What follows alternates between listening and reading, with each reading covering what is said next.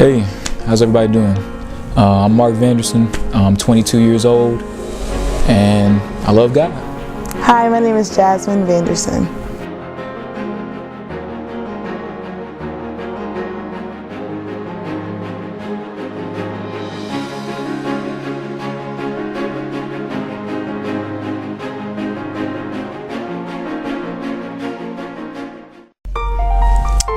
I originally accepted Christ when I was about a freshman or sophomore in high school.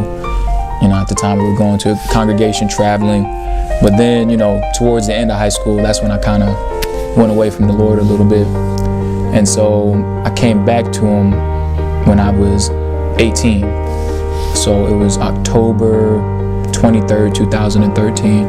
That's when I really dedicated and consecrated that I'm going to serve Him no matter what. So that's when that happened. I got saved when I was 13 years old. I lived in Columbus, Georgia.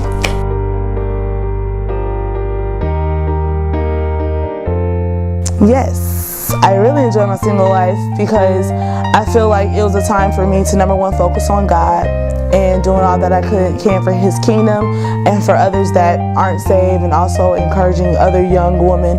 But it's just a time to focus on Him and focus even just on myself and enjoying everything that God had gave me. My life is very full of activities. One thing that I really enjoyed doing, I feel like that was kind of like my favorite thing to do, was mission trips. I know I was actually pretty young, but I started at the age of 13 traveling to different countries. I've been to Honduras, Panama, Cayman Island, and I would go to those from 13 to about 19. I almost went to at least one of those places every year. And, just different meetings and, doing things with other Christians. So I had a very eventful life. I did. I enjoyed my single life. I felt like I lived. Don't get me wrong, I lived selfishly. I lived to myself in a lot of ways, but I did enjoy myself. I would travel, had friends in high school, and went to ball games, did all sorts of stuff. And I had fun, but it wasn't until I got saved, that I really felt what true peace is really about.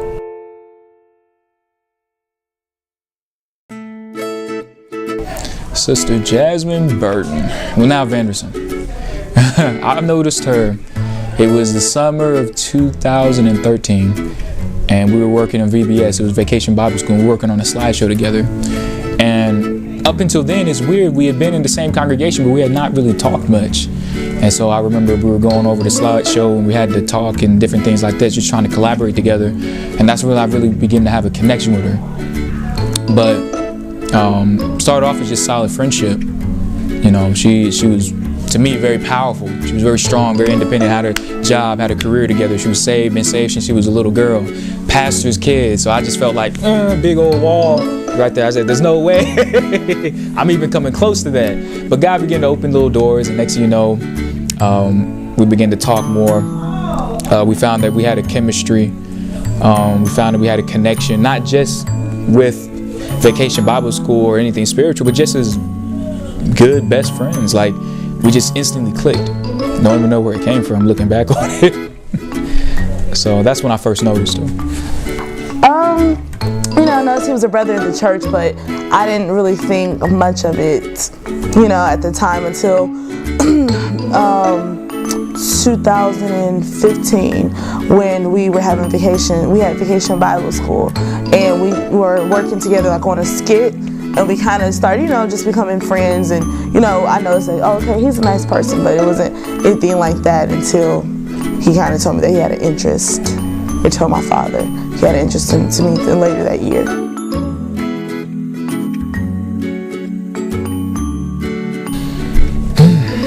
What made the difference?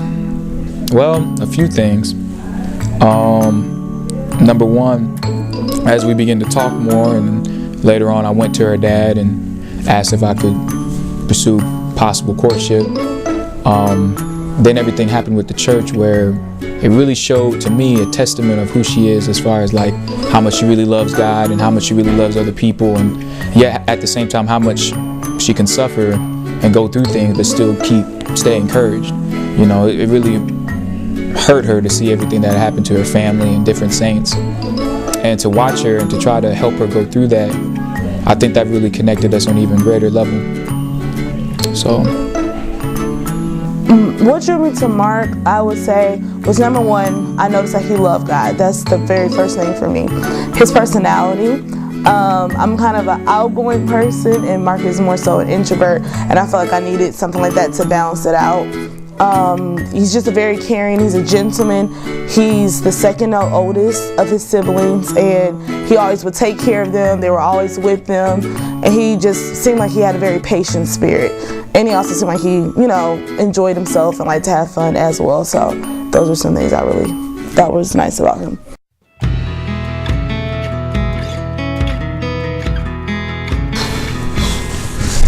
Ah, man. Two things. I would say, don't rush it. It's a flip side coin, because some brothers are taking too long. Some brothers got opportunity to go. They've been saved for a while. They love God. They got a job. They got all these different things, and they just got the brakes on. And they do have a sister in mind that they're not even just don't even want to pray about or anything, And then on the other hand, you have some brothers who aren't prepared at all. Marriage is sacrifice. Marriage is hard work. You're gonna have bumps in the road. You're gonna have disagreements. You're gonna have good times. It can be hard if you allow it to be, and it can be beautiful if you let it.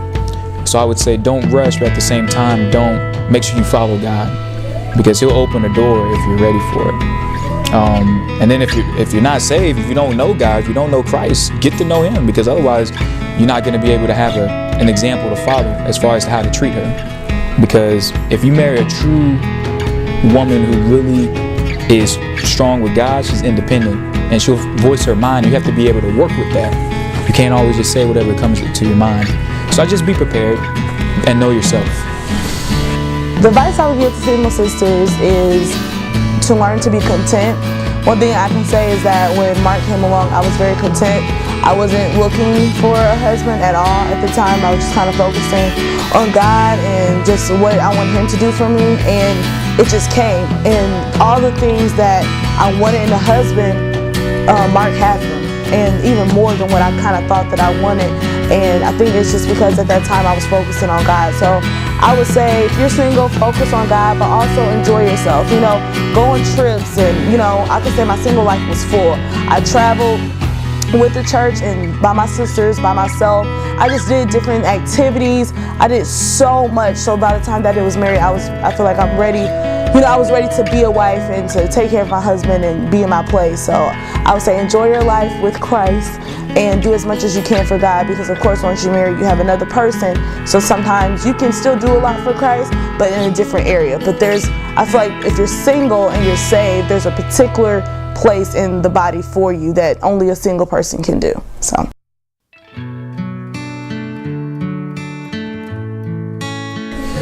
married brothers, I got mad respect for y'all. I'm watching y'all every single day, and some of y'all got kids. And I'm saying, Lord, have mercy. Lord, help me. When I get to that point, I want to make sure that I'm ready. Married brothers, just keep fighting. Love your wives. Don't forget to do the small things. The only reason I can say that is because I'm in the honeymoon phase. So I'm doing small things because I don't have anything else to attend to. But, Lord, help me that when I do get later on, that I'll remember to do the small things too. But God bless y'all. Well, I'm a newly married person, so I really don't have any marriage advice that I would give to people. But if it's someone that's been married, for a small, newly married, I just would say, keep God first and pray together and just stay faithful.